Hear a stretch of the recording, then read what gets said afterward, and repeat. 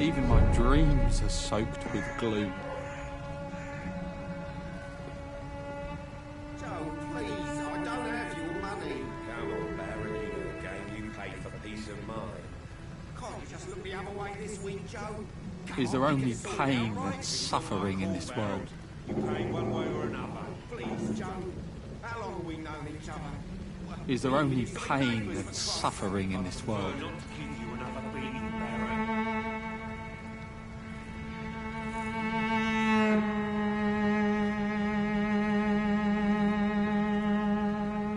I know it's hard to believe, but this district has always been wretched. Even my dreams are soaked with gloom.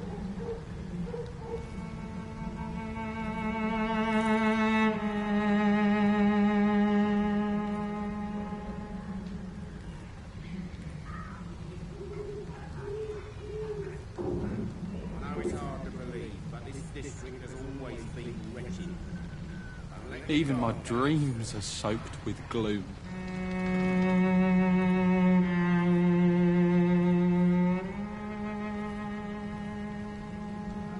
Cheap price, good quality. Come on, take a look. Don't be afraid. Cheap price, good quality. Come on, take a look. Don't be afraid. Is there only pain and suffering in this world?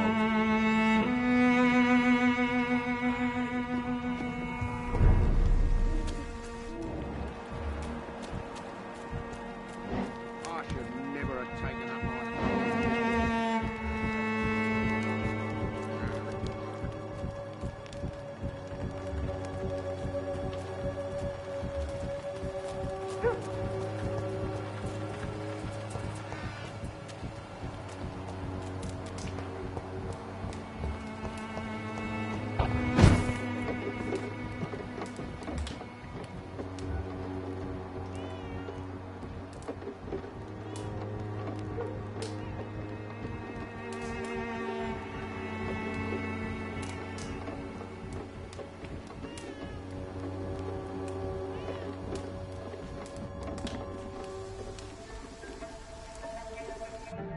So you only hurt people because you care about me? Is that it?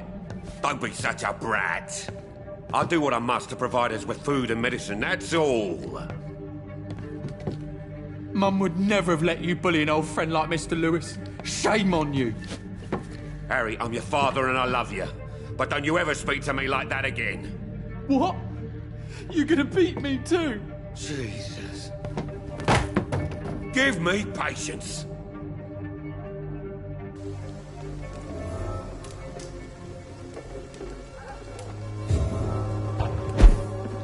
It's locked.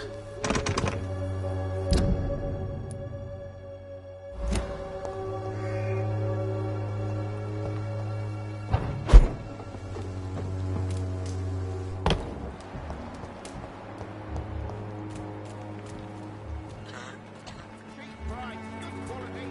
Come on, take a look. Don't be afraid.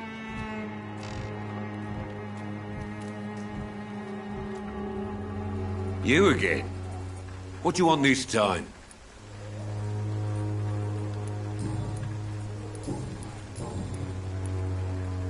Why is your relationship with your son so difficult? Harry and I are so different. Sometimes I wonder if he's my own blood. Seems he's ashamed to be my son. Why not change that then? If you used your strength to do good, perhaps Harry wouldn't feel that way about you. How dare you tell me what I should or shouldn't do with my boy? Who the fuck are you to interfere like that?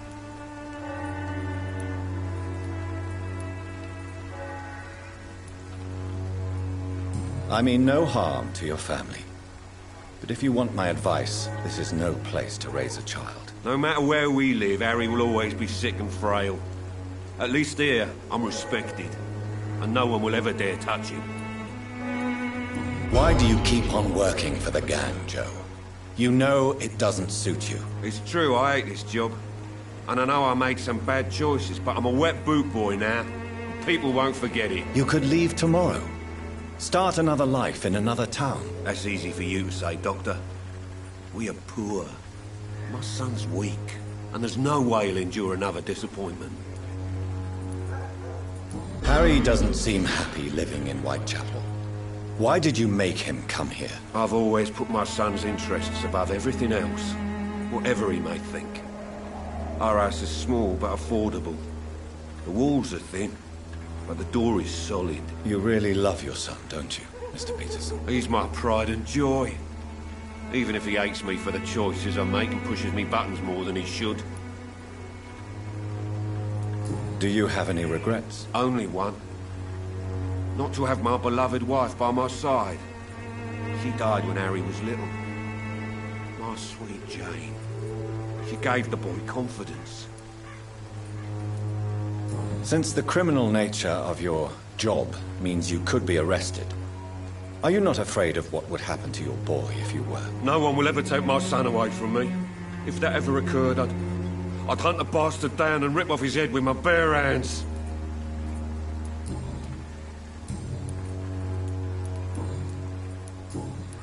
Goodbye, Mr. Peterson.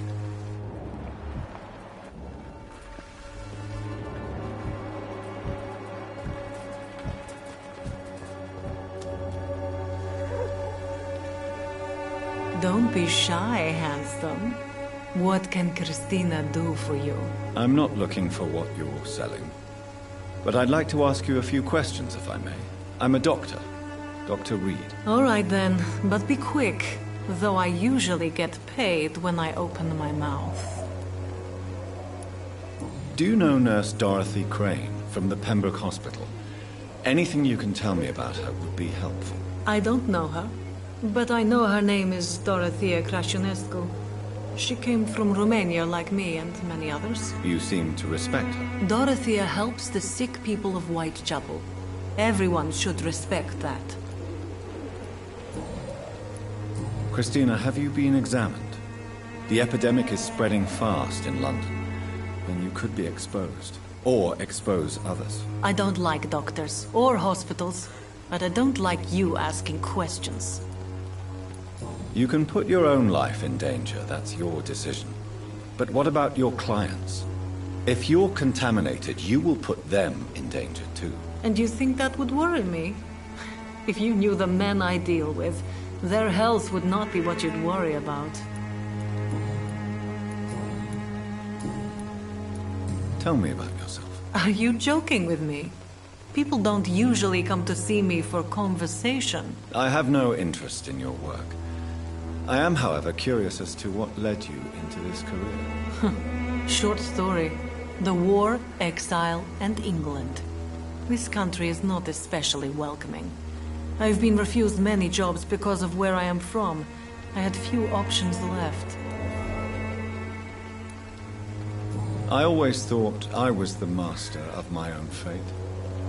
But now I know we don't always have control over our lives. I don't judge you. You know, this money is not only for me. I have good reasons to need this money quickly. But it is not your concern, Doctor.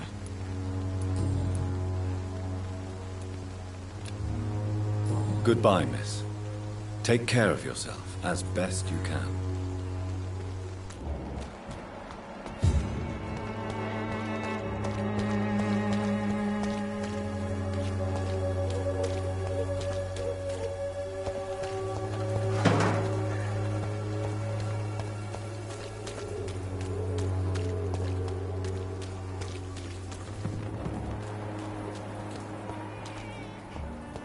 Supposed to interview them.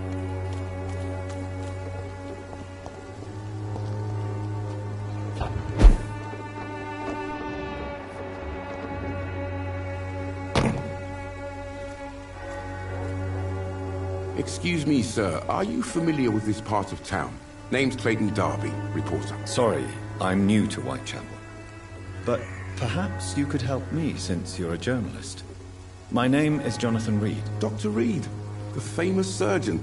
I'll gladly help if I'm able, sir. Why are the newspapers keeping silent about the Spanish influenza? It's as though none of you care. There's a war going on. People shouldn't be demoralized by news of deadly diseases.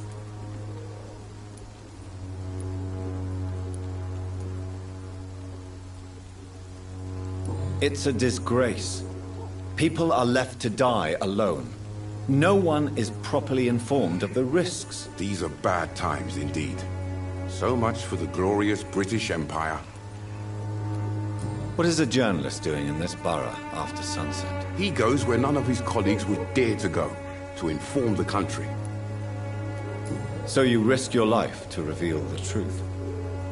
I saw many reporters do the same during the war. Whitechapel is the crucible of so many untold stories and tragedies. I want people to know them. That's quite honorable of you. But is the public interested? Not at all, sir. And that's why I'm an independent journalist, hoping to sell some stories. Have you any idea of the danger you face in these streets at night? I've had to run and hide more than once from frenzied mobs incensed by the fever. Do you think the flu is really responsible for this, Doctor? I'm convinced there is more at work here than a simple epidemic. Really? To be honest, I could say the same. Some of the sick I saw or heard of. My God, what happened to them? Christina Popper claims she sells her body because she can't find any other work. Do you believe her? Of course I do. Her story is exactly what I want my readers to understand. We live in an intolerant and divided nation. Do you think things will ever change, Mr. Darby? I believe the situation can only improve. And now that women can vote, I'm convinced things will change. Goodbye, Mr. Darby. Farewell.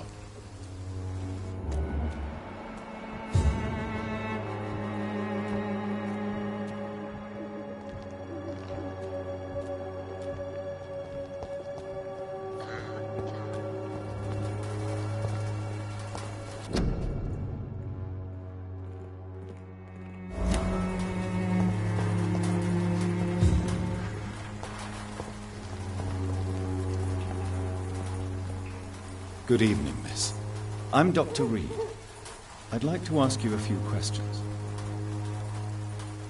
I know what you're thinking.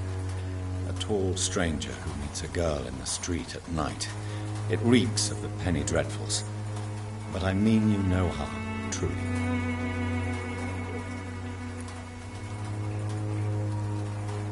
I know you understand what I'm saying. Your silence has nothing to do with you being rude, does it?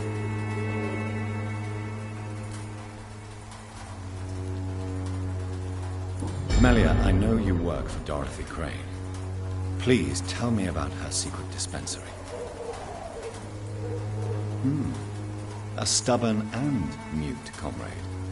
Nurse Crane and Darius Petrescu have been clever.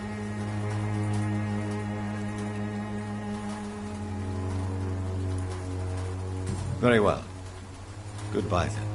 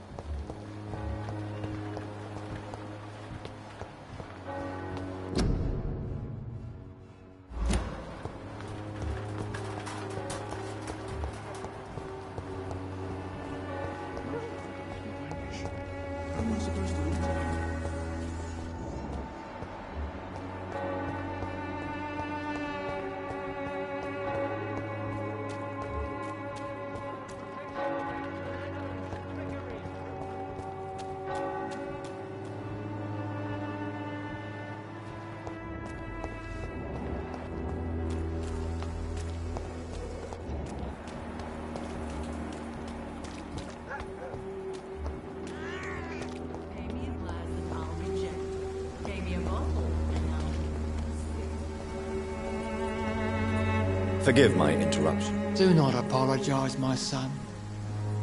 Father Tobias Whitaker is always happy to teach mortals about the incoming Armageddon. I am Dr. Jonathan Reed, and I just have a few questions. A scientist? You are much more lost than I thought, my son. Do you know Nurse Dorothy Crane from the Pembroke Hospital? I'd like to know more about her. I don't like the liberal ideas of nurses, but I especially abhor that Nurse Crane you mentioned. So, you're not exactly a fan of Florence Nightingale's work. But nurses are essential for modern healthcare. Nuns should be the only women allowed to take care of male patients. It's obvious only they have the necessary moral fiber. Why do you hate Nurse Crane more than other nurses? Before coming to London, she was a member of the communist resistance in her country. That's what happens when you let a woman get involved in politics.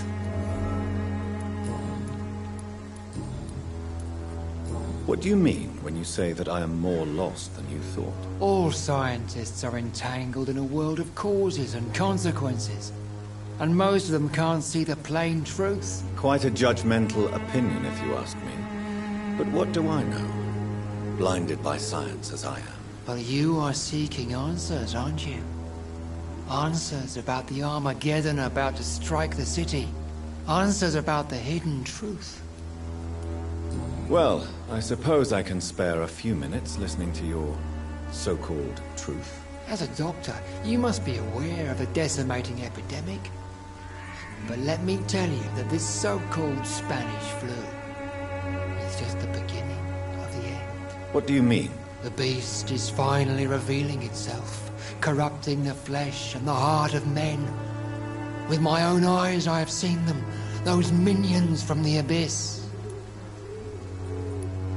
Really? And what would be your answer to this biblical threat? We must fight the disease before this legion outnumbers us. But not with scalpels and microscopes. No. What is left then? Cleansing fire. Tell me, Tobias, what exactly is your plan concerning the cleansing of this city? God will recognize his own. More than once this city has risen from the ashes, hardened and purified by the flames. Fire is just the instinctive answer of a caveman facing something he does not understand. This is the 20th century. Your lack of faith is predictable. But my task is to convince rational minds like yours to see the light. This is God's will. You're mad and dangerous. You're nothing but a soulless butcher. A small-time Torquemada. The Savonarola of Whitechapel. My son, if you think salvation is a free gift, go listen to the lies of that pompous fool, Joseph. Joseph, a fool? Vicar Larrabee of St. Mary's Church. While he continues preaching his fraudulent redemption, more and more people die in the streets.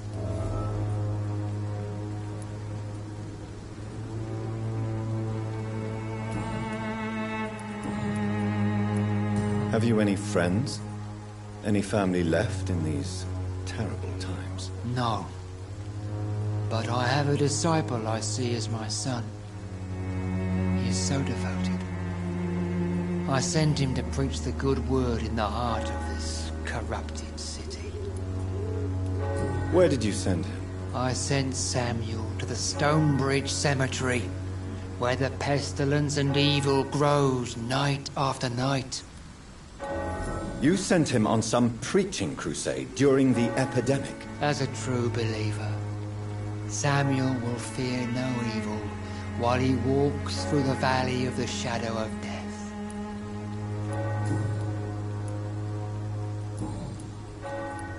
I have heard enough for tonight. Goodbye.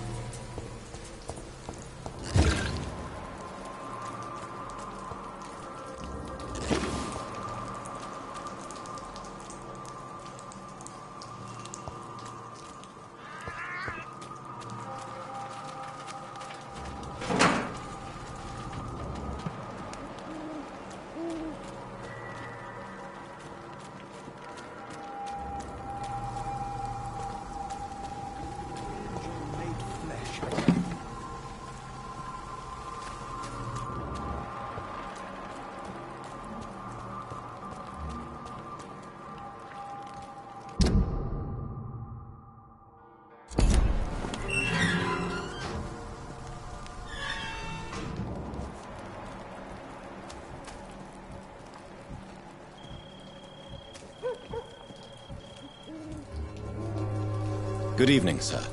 I'm Dr. Reed. I would like to ask you a few questions. Please be my guest. Although I may not be the best informant regarding this part of town, my words speak about that which the eyes cannot see. Really? Are you an artist of some kind? I'm a poet, sir. Richard Nethercott, at your service.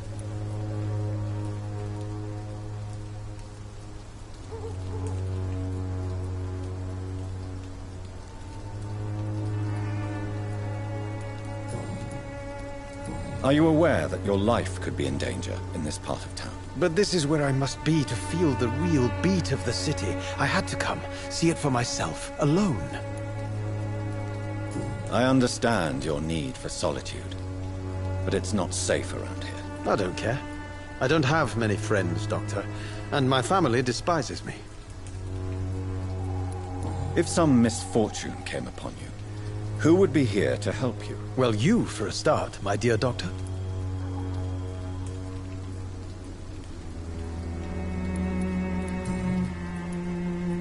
May I ask what you're doing at this hour of night, sir? Do you live here? Not at all. I'm just enjoying the pleasure of a quiet walk.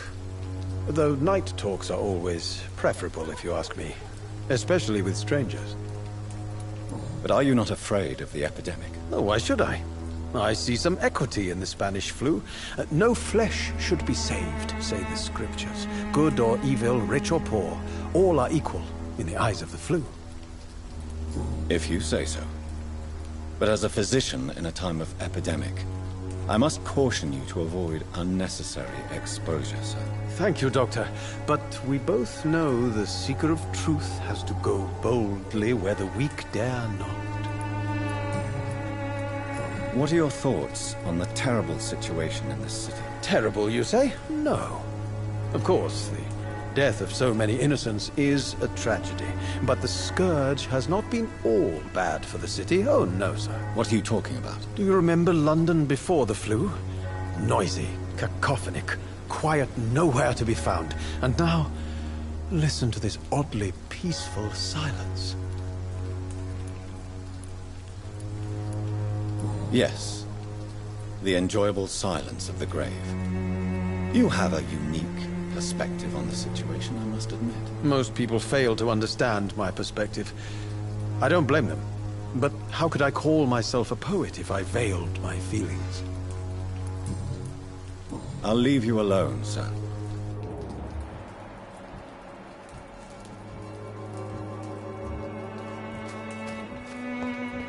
Morbidity can...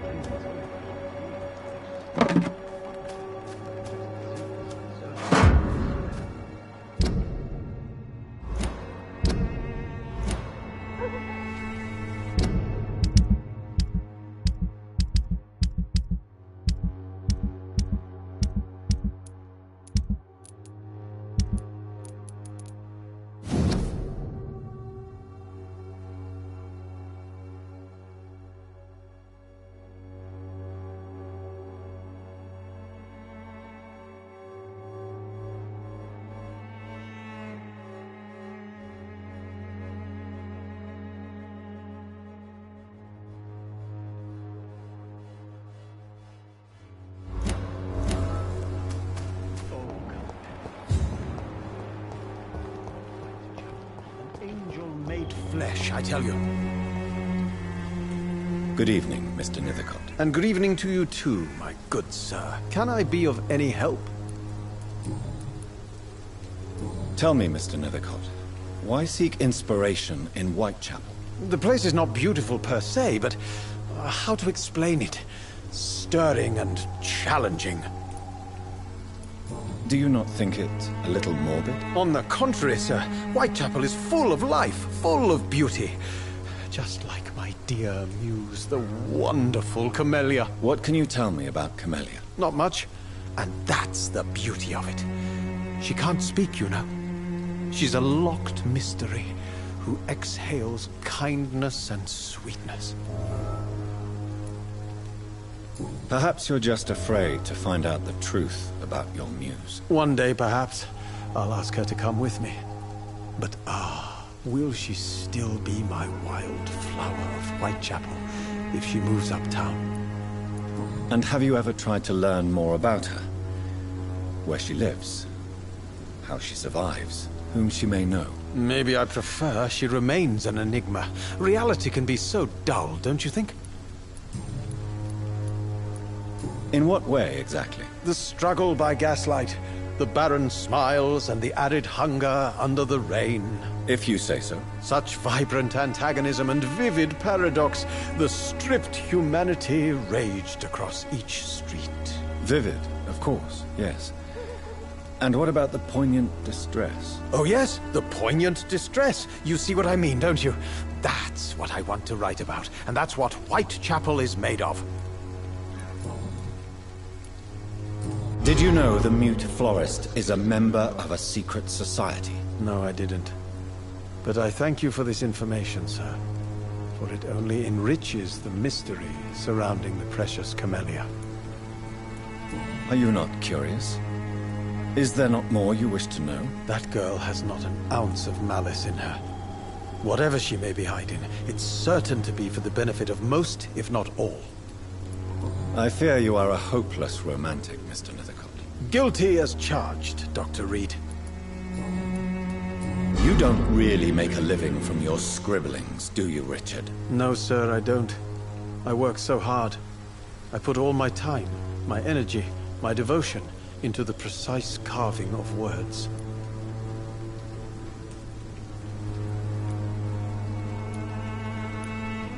When she was younger, my mother was a painter and a poet. She told me many times how poor her artist friends were, and how she helped them. My parents pay for my rent, my food, and my clothes. All I have to give them in return is lies they do not believe. You seem embarrassed. Someday I hope to proudly offer my first publication to my parents. Until that day, I'll remain the failure of a son they have to support.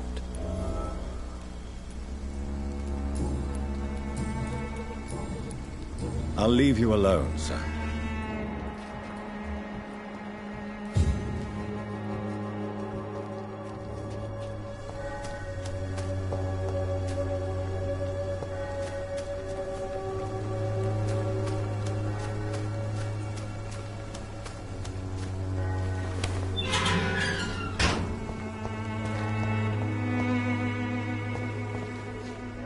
Hello again, miss. Tell me about Richard Nethercott. I understand he is quite fond of you, Camellia. Very well. Goodbye, then.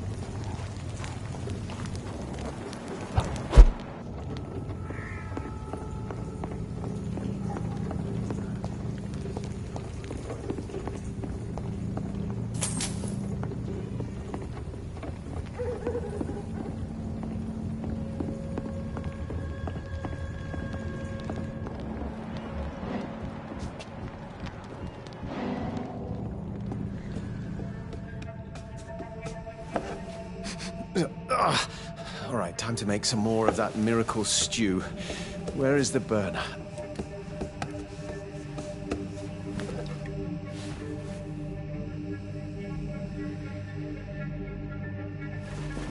Ouch! Ah, shit!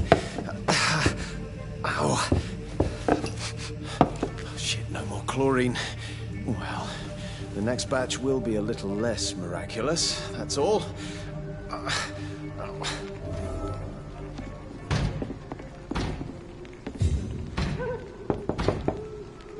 Hello, sir. Sorry to disturb you at this hour. I'm a doctor inquiring about the epidemic. May I come in? A doctor, you say? No, thank you. All right. I shan't insist. Goodbye for now, sir.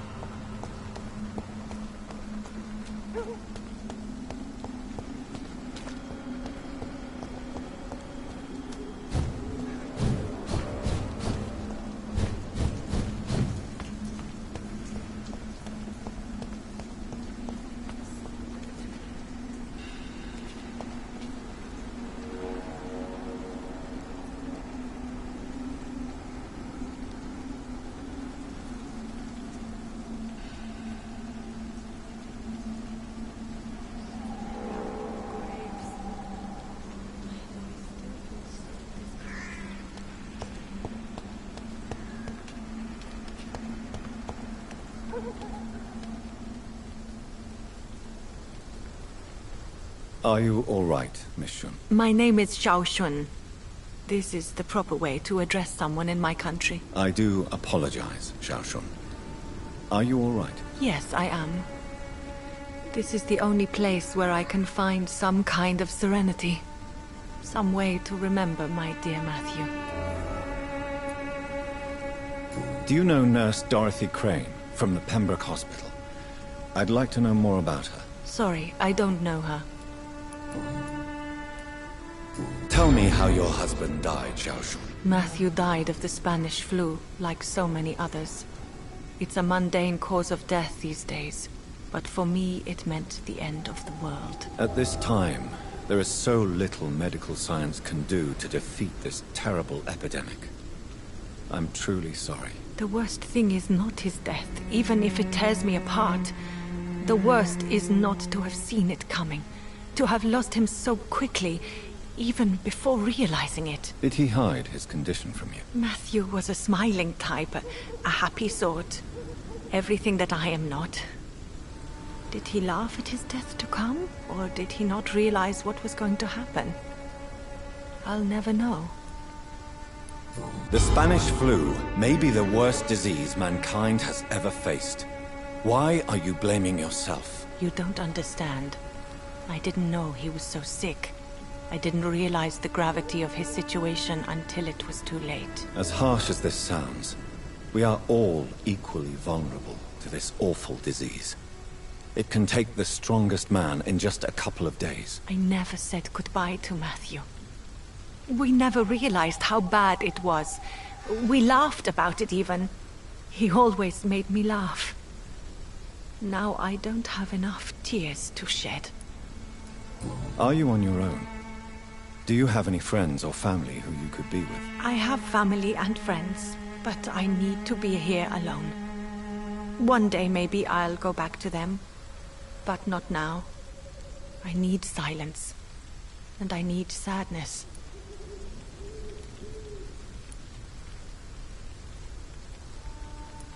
You should not be by yourself. Grief can be a terrible trial, and it's even worse when you're alone. Thank you for your sincere words, Dr. Reed. I sense you trying to help me, even if I don't quite understand why.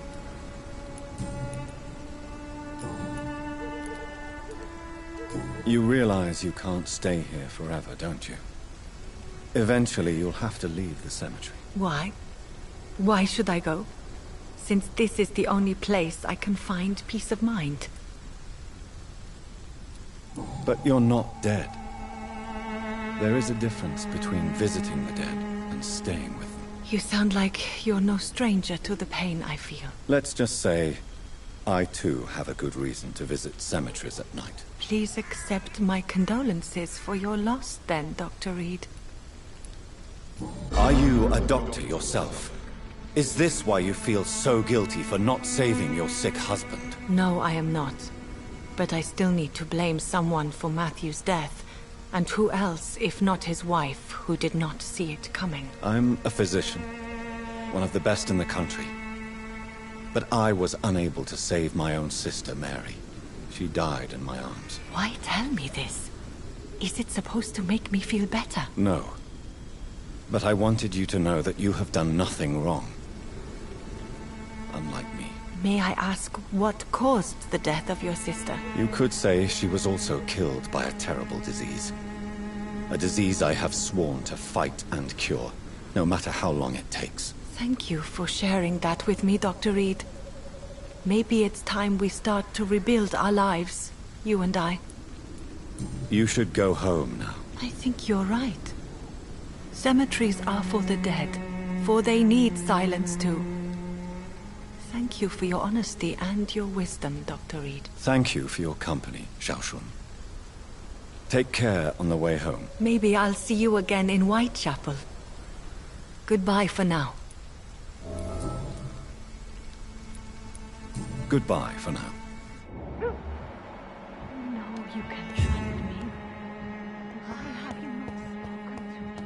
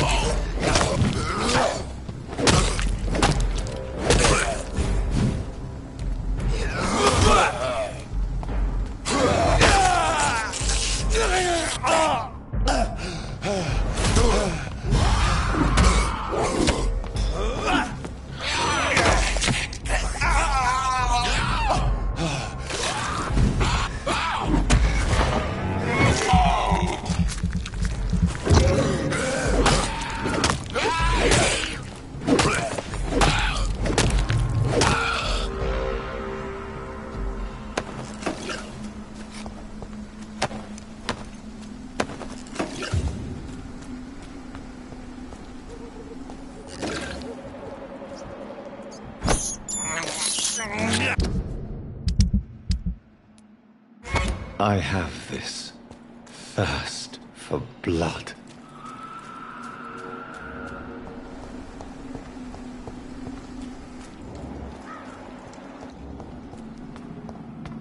Carnage. Is Father Whitaker's disciple among the bodies, I wonder? This man's far too old to be Samuel. No. By the look of his clothes, this man's a docker. Samuel isn't here. I had better follow the blood trail.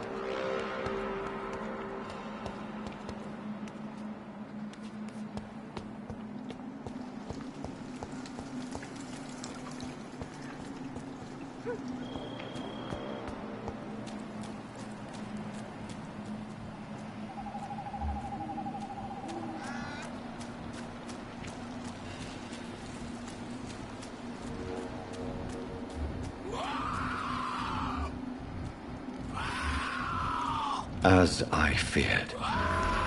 Samuel no longer preaches the good word.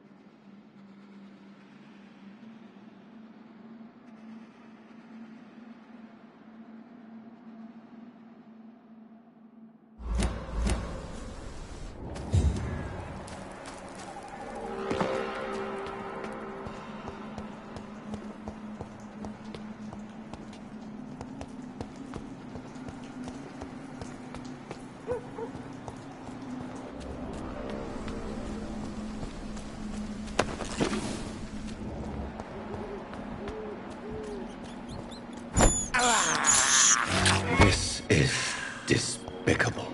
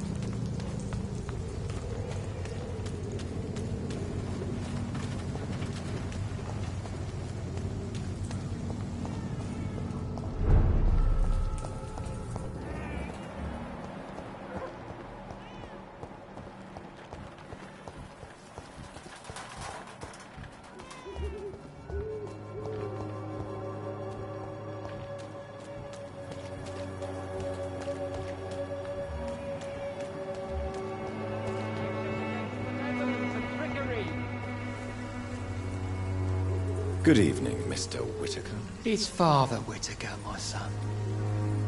So, are you still lost in your rational delusions? I have found Samuel, your disciple.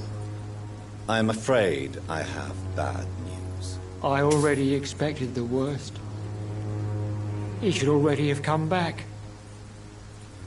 He is dead, isn't he? Yes, he is now.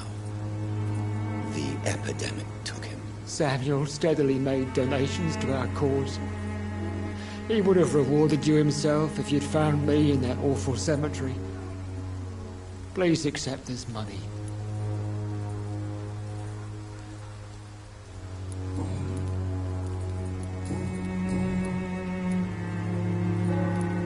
Your disciple, Samuel, stole from the dead in Stonebridge Cemetery. I have proof of his crime, and proof of his death. No! Samuel was the best of us. So devoted, so zealous.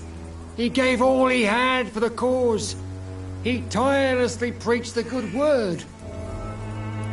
He defiled the dead with his petty thefts.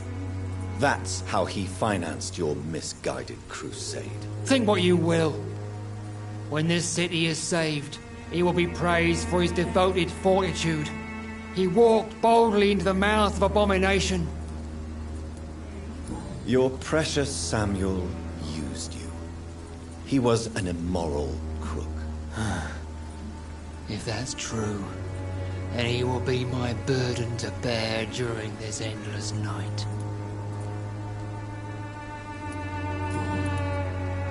Why did you send Samuel to the cemetery, Tobias? What did you see there? I sent him on a vision. A dream of a dreadful and laughing queen covered with blood, sleeping with the dead and feeding on the fear of the dying. A laughing queen dressed in blood. Tell me more. This epidemic is her feast, the announcement of her return. Against her, science is no more than a child's toy. But who is she? She is the mother of harlots and abomination of the earth. She is Babylon, drunk on the blood of the saints.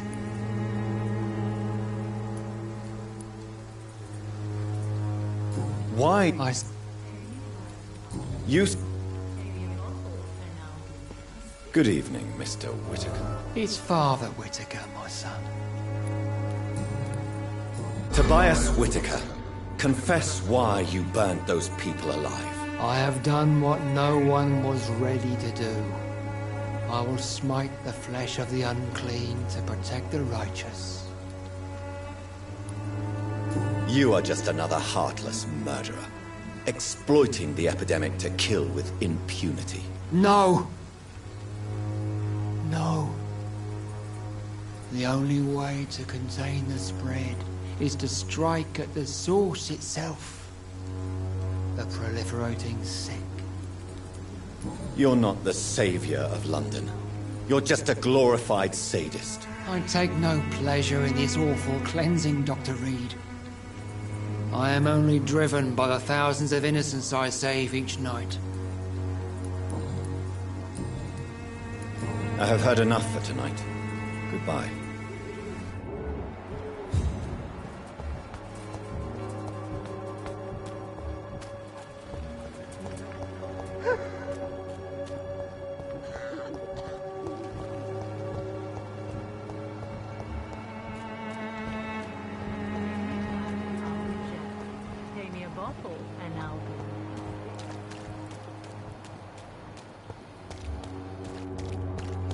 I'm cheap and I'm clean, I promise.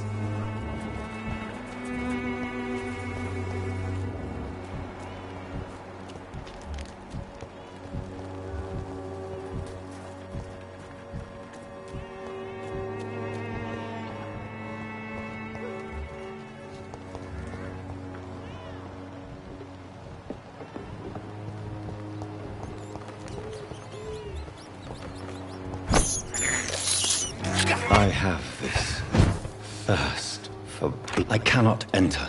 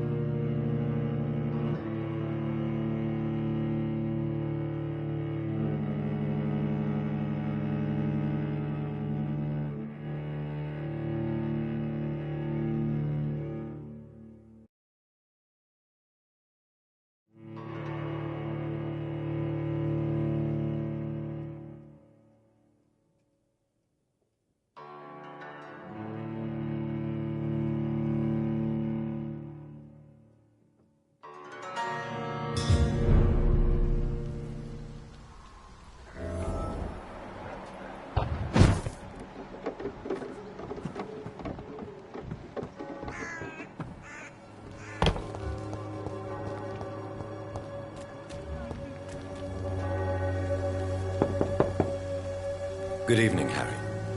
May I come in? Sure. Sure. Is there only pain and suffering in this world? So, may I ask you a few questions? I'm not bothered. What could be worse?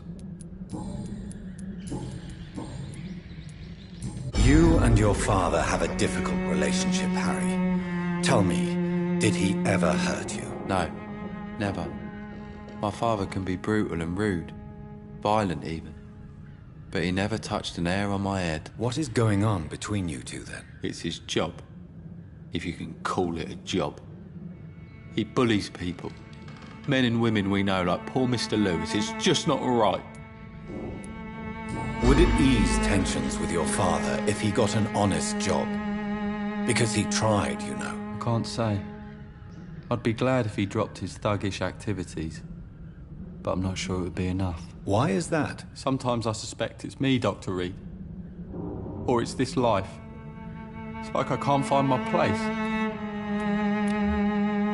Do you need any medical help, young man? Yes, I do.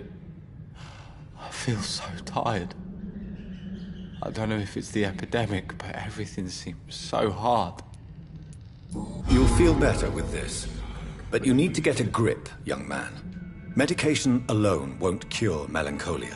I'm not sure I'm happy with the idea of living long in a world like this. But I thank you for your concern, sir. Goodbye, young man. Take care of yourself. Even my dreams are soaked with gloom.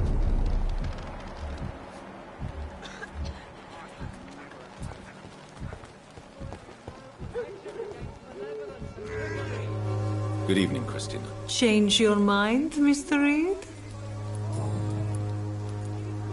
Christina, have you been examined? I don't... Clayton Darby claims he will expose the crisis in Whitechapel to all of London. Do you believe him? I believe Clayton's courage will erode with time, until he finally leaves Whitechapel to start another fight somewhere else. Why this skepticism? How can you speak about starvation if you've never been hungry? Or about poverty? Or anything else you have never suffered from? Are you talking from experience? I've seen your type come here to get a good fuck in a cheap room or a dark alley before going back to their fancy houses in the West End.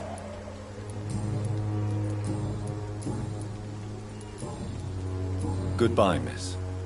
Take care. Good evening, Christina. Change your mind, Mr. Reed? Do you need any assistance, Miss Popper? It depends on the price of your medicine. I am shocked that you would think I am that sort of man. Forgive my suspicion. I'm so used to liars with good manners. Thank you, sir. Goodbye, miss. Take care of yourself as best you can.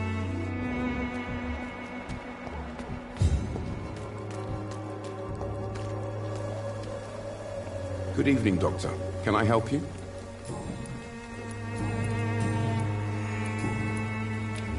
Do you need assistance? That would be nice of you, Doctor.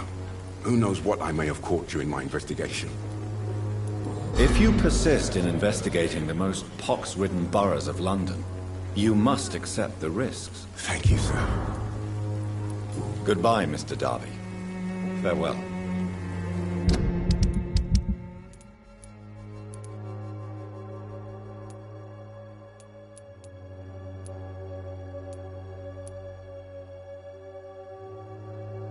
I'm cheap and I'm clean.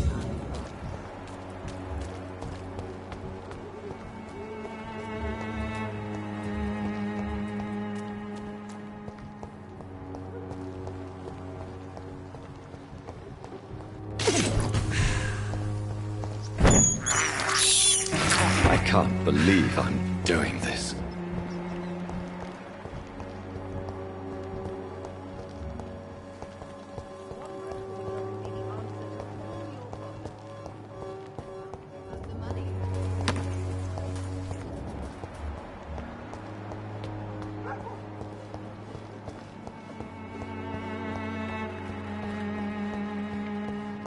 It's locked, all right.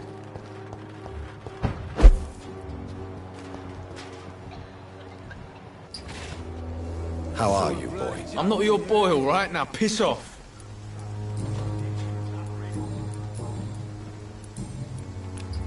Do you need assistance? Please. I'm feeling tired these days. There you go. Let's hope nobody steals it from you. Very funny. Goodbye, young man.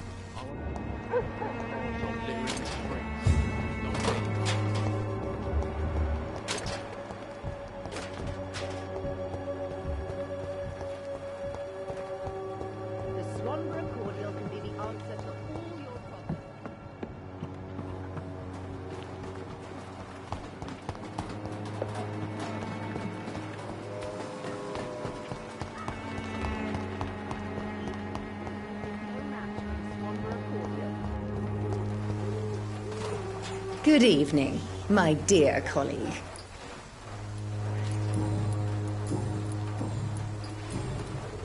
I'd like to see what kind of medicine you're selling.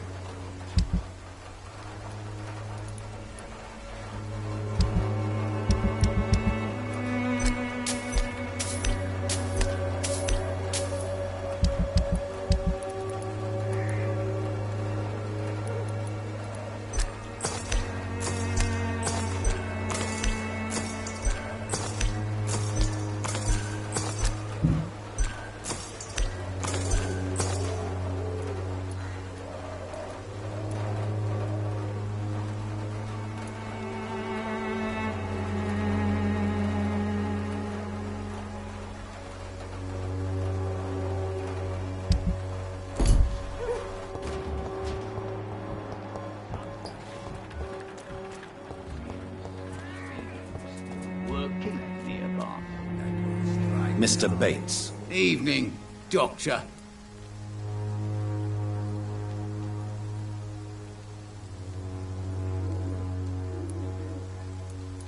I'm Dorothy? Tell me truthfully, why are you so thankful? By keeping my tenants alive, she's making me a rich man. Every month they live, it's more coin in my pocket. Since I took an oath to help people, can I be of assistance? Well, seen better days, that's for sure. But it was bound to happen with all these refugees about. Infecting you is probably the last thing on these people's minds. Take this, in any case. What? You give me this for free? Don't have a clue about this place, do you?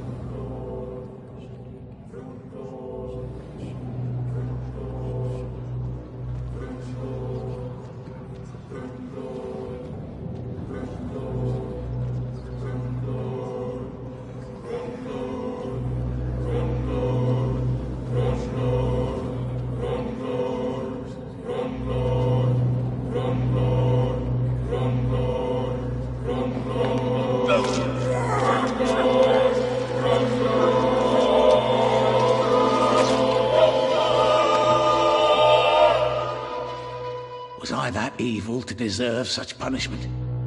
My only regret is that no one will mourn me, for I have never been loved.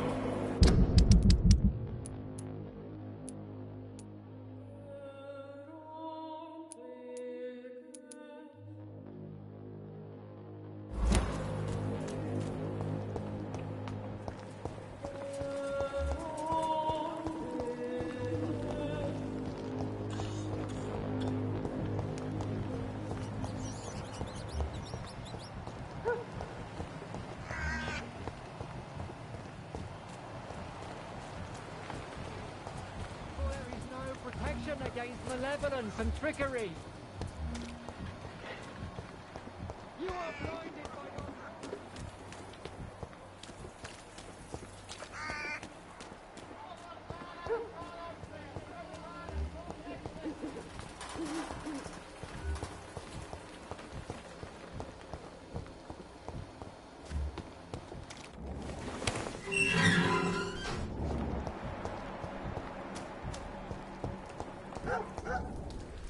Good evening, Mr. Nithercott. And good evening to you too, my good sir. Can I be of any help? Do you need medical attention, sir? It may be wise to let you prescribe me something. I don't feel like I should.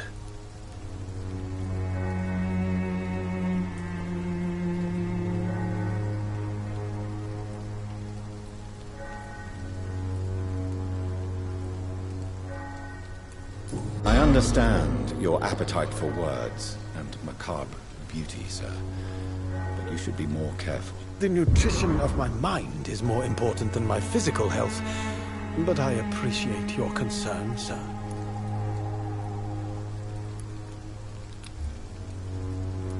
I'll leave you alone, sir.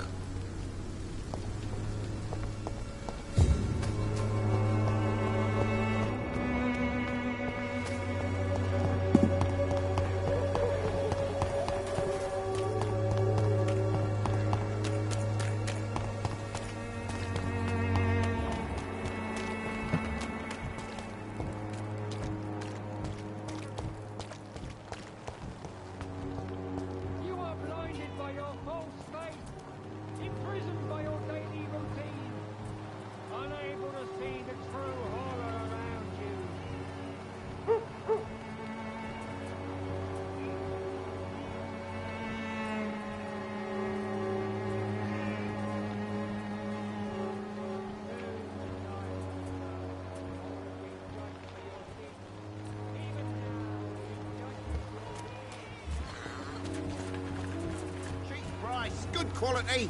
Come on, take a look. Don't be afraid. Fancy buying something, sir? You never lose your focus, do you?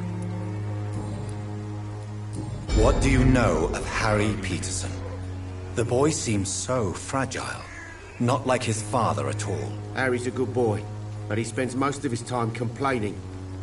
He's had it tough, all right, but he needs to grow a pair. What troubles him exactly? But despite being his father's son, almost everything, I think.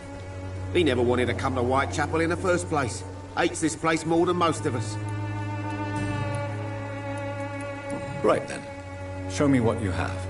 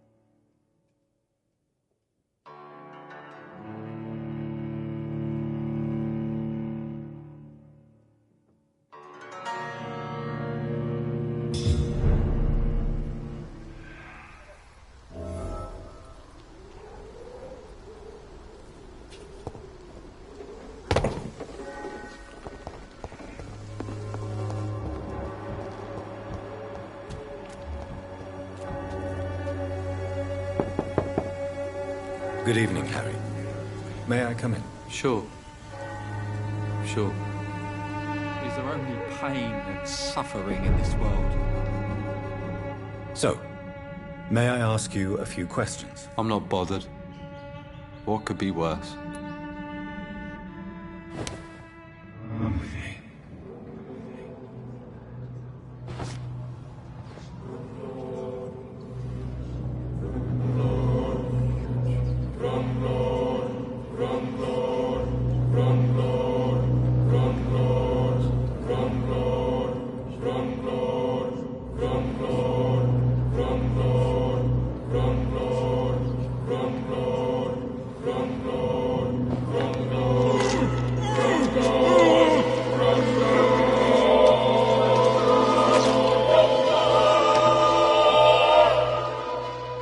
Death is so cold. I hoped it would be more meaningful.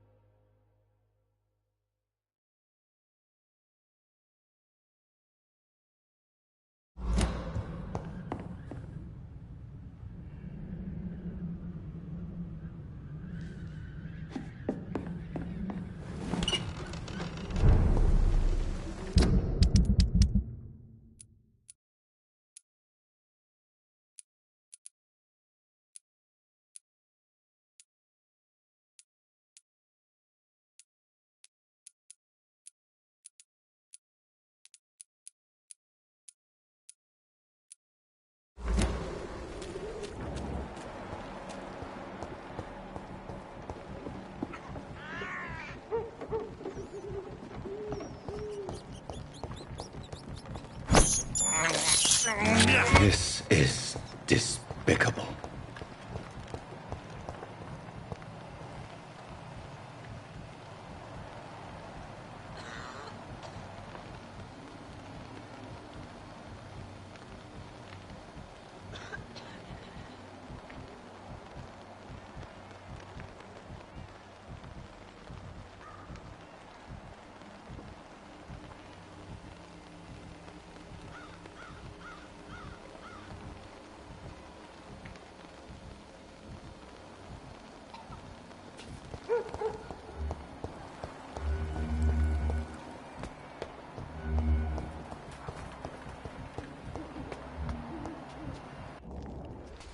Good evening, Benjamin. Can I help you? I'm afraid not, Mr. Reed. You don't seem well, Benjamin. Do you need any help? I always feel ill, sir. It's like I'm never right. I can try to help your body heal, sir. But you must stop destroying it. The war destroyed me, Doctor. A gun, alcohol, and a bad temper make a terrible cocktail, sir. Goodbye for now.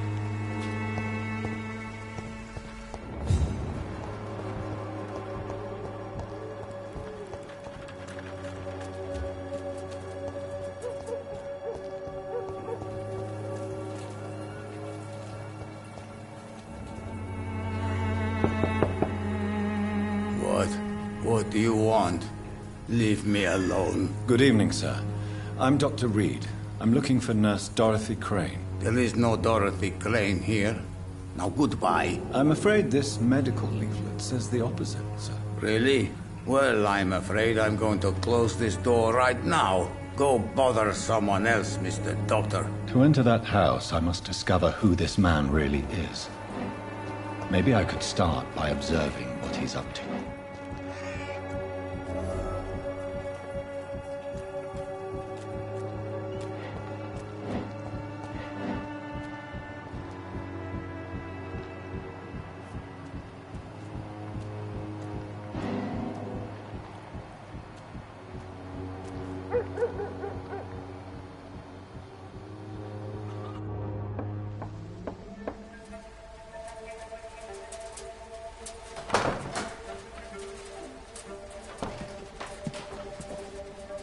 A strange man was at the door with a pass for our medical facility. I refused him entry.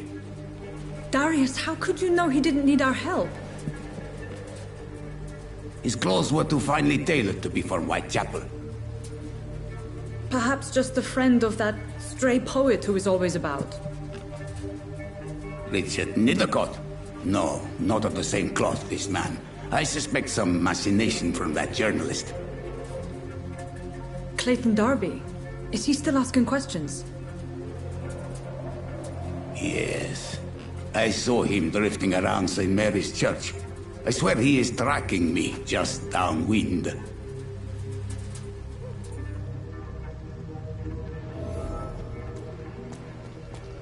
I must talk to that journalist or the poet. They must know about Darius. Nearby the church they just mentioned.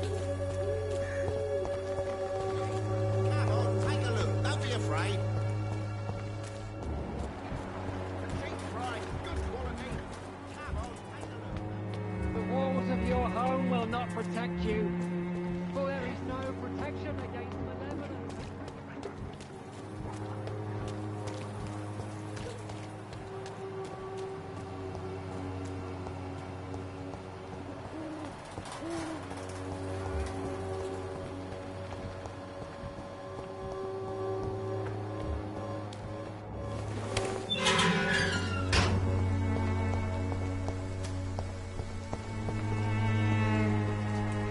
Good evening, Mr. Nithercott. And good evening to you too, my good sir. Can I be of any help? May I ask you a few questions about the district? Extraordinary part of town, is it not? I'll be glad to help you, if I can. I'm looking for Dorothy Crane, a nurse who lives in this vicinity. Dorothy Crane. Oh, I love the name. The Crane of Whitechapel. Sounds very mysterious. But, sorry, no, never heard of her. What can you tell me about an old man called Darius? Darius Petrescu? Yes, I know him. At first, I thought he was only a small publisher. I invited him to publish my work, but his reaction was pretty clear. Not interested in your talent? Darius is an old political activist who takes delight in printing tracts and lampoons. Those communist activities only require mediocre writing skills. I'll leave you alone, sir.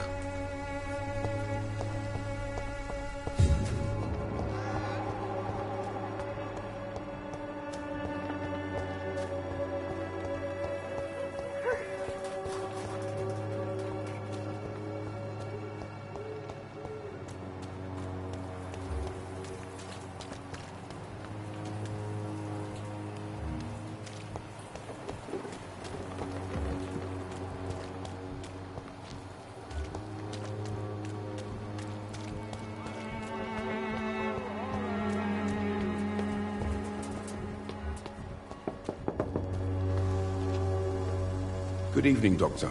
Can I help you? I heard you're investigating an underground medical dispensary in Whitechapel. What do you know about it? Not much, I'm afraid. They are wary of strangers, and I'm not really an acquaintance of theirs. Why do you care?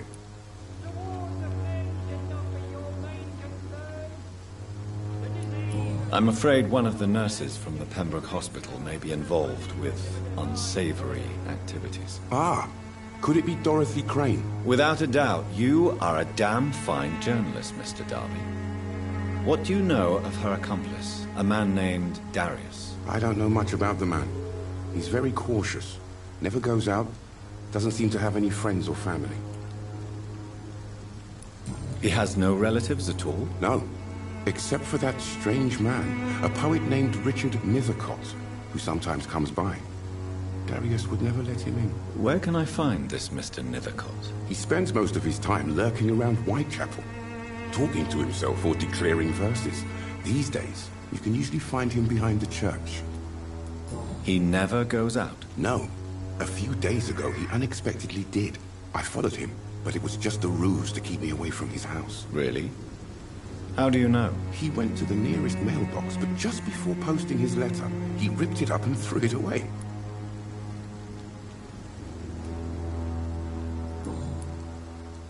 Goodbye, Mr. Darby. Farewell.